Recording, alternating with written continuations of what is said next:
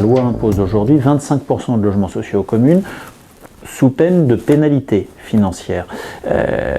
Alors, vous avez deux options dans ces cas-là. Soit vous construisez 100% de logements sociaux et vous faites des gros blocs avec uniquement du logement social, soit vous construisez du logement social et du logement privé pour essayer de garder un équilibre et une mixité, et c'est ce que nous faisons.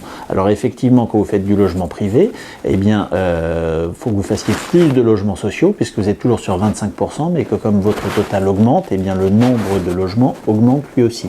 Et puis il faut aussi avoir conscience du fait que Mennecy est une commune où il y a une très grosse pression foncière de gens qui veulent pouvoir vivre, habiter à Mennecy, y compris de Mennesois, qu'aujourd'hui on compte pratiquement 1500 dossiers de logement en attente sur la commune. Il existe une diversité du logement social. Pour les gens, souvent, c'est quelque chose d'unique, d'homogène, alors que ce n'est pas le cas. C'est quelque chose de très divers.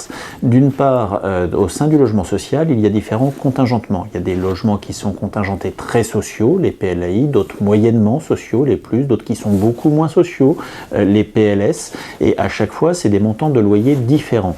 Et le parti pris qui a été le nôtre, c'est de ne pas faire que des logements très sociaux, des PLAI, mais de mixer avec un nombre de logements contingentés plus relativement important, et y compris d'introduire des PLS, de manière à avoir une véritable mixité sur les personnes pouvant accéder à ces logements.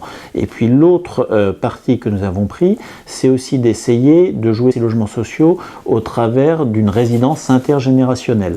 Et une résidence intergénérationnelle, c'est quoi? C'est un ensemble de 110 logements qui verra le jour sur le futur écoquartier, qui est réservé à 60-70% à des personnes retraitées, et dont 80% des logements sont des T1, T2, T3, ce qui permet effectivement de garantir que ces logements soient plutôt réservés à des personnes âgées, et donc d'offrir aussi une possibilité à des personnes qui souvent étaient sur la commune ou ont leur famille sur la commune, mais qui avec la retraite se retrouvent à avoir des petits revenus, de pouvoir habiter ou continuer à habiter à Mennecy.